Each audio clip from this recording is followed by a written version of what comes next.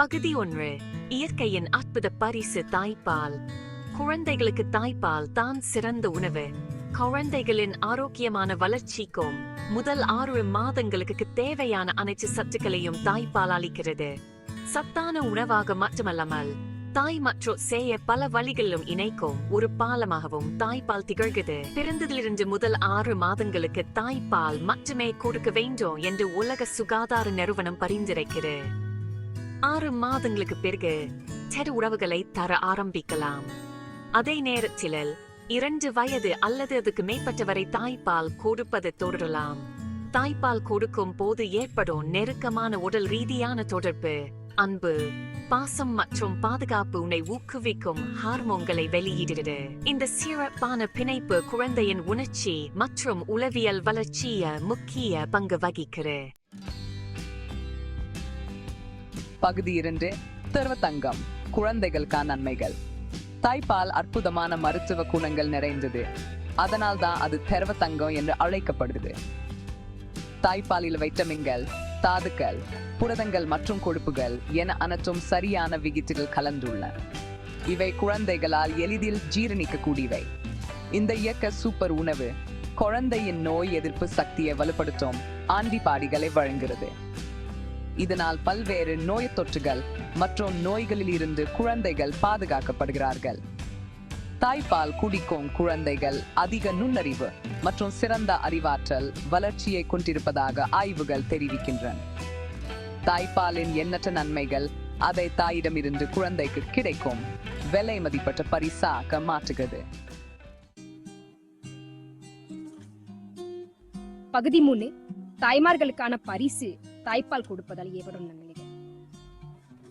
தாய்ப்பால் கொடுக்கும் போது ஆக்சிடாசின் மற்றும் புரோலாட்டின் போன்ற ஹார்மோன்கள் வெளியிடப்படுகின்றன.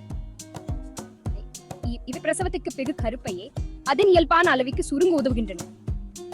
தாய்ப்பால் கொடுக்கும் தாய்மார்களுக்கு மார்பக புற்றுநோய் மற்றும் கருப்பை புற்றுநோய் உட்பட சில வகையான புற்றுநோய்கள் வரும் அபாயம் குறைவு.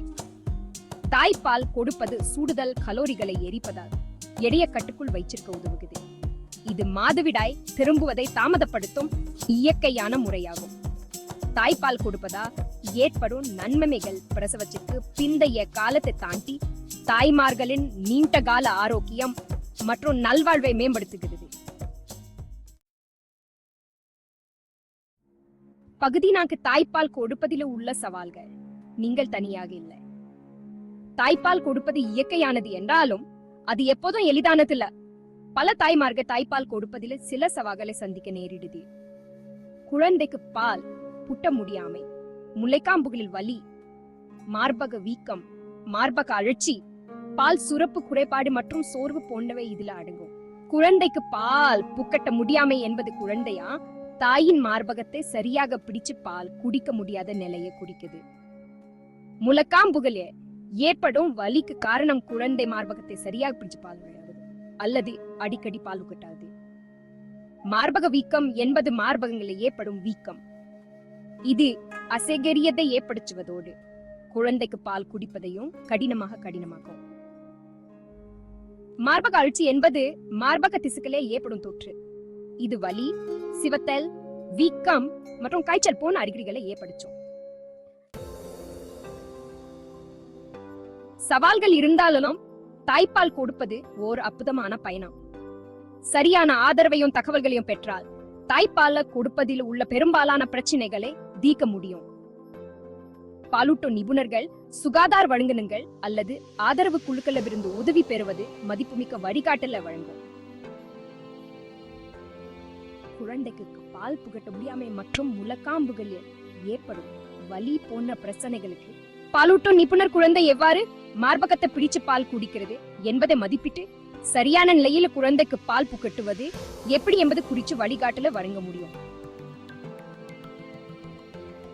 வெதுவெதுப்பான ஒத்தடம் கொடுப்பது, முளைக்காம்பு கிரீம்களை பயன்படுத்துவது மற்றும் பால் புகட்டும் முன் சிறிதளவு பாலை வெளியேற்றுவது போன்றவை முளைக்காம்புகளில் ஏற்படும் வலியை குறைக்க உதவும்.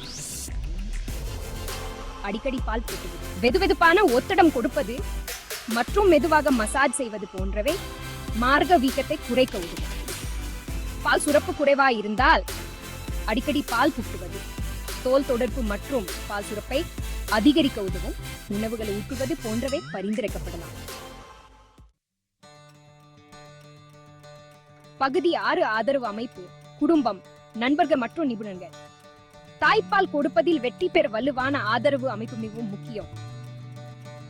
கணவர்கள், குடும்ப உறுப்பினர்கள், நண்பர்கள், சுகாதார வழங்குநர்கள் மற்றும் பாலூட்டும் நிபுணர்கள் அனைவரும் ஊக்கத்தையும் நடைமுறை உதவியையும் வழங்குவதில் முக்கிய பங்கு வகிக்க முடியும்.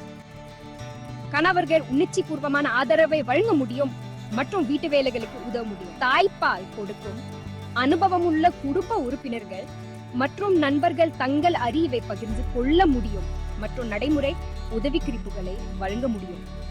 சுகாதார வழங்குநர்கள் குழந்தையின் வளர்ச்சியை கண்காணிக்க முடியும் மற்றும் தாய்ப்பால் கொடுப்பது குறித்து வழிகாட்டுதலை வழங்க முடியும்.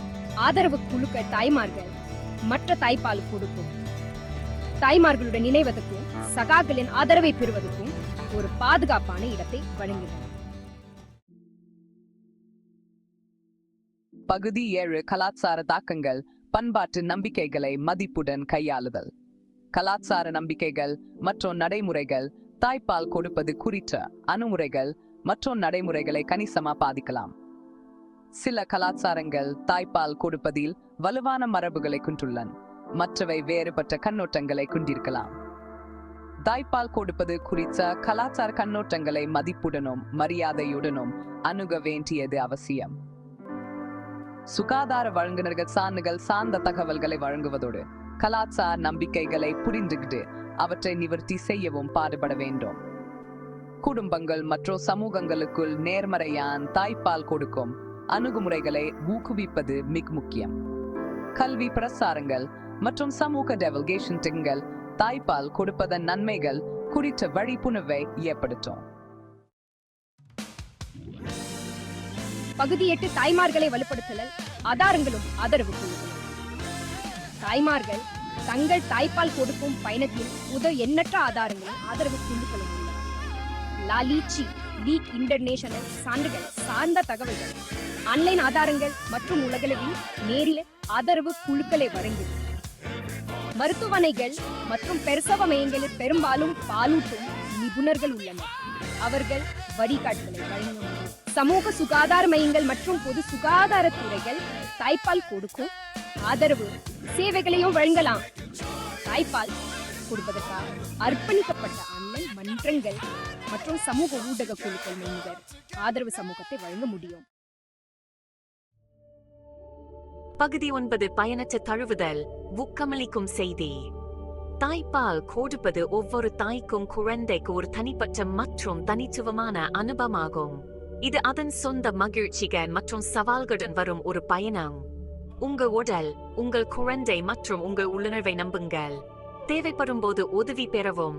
மேலும் சுகாதார வழங்குநர்கள் அல்லது ஆதரவு குழுக்களை அணுக தயங்க வேண்டாம். தாய்ப்பால் கொடுப்பது உடலுக்கும் ஆன்மாவுக்கும் போஷாக்கு அளிக்கும் ஒரு பரிசு. மேலும் அன்பு, ஆதரவு மற்றும் துர நிச்சயம் ஆகியவற்றுடன் நீங்க எந்த சவால்களையும் சமாளித்து இந்த இயற்கை பயணத்தின் நம்ப முடியாத பலன்களை அனுபவிக்க முடியும்.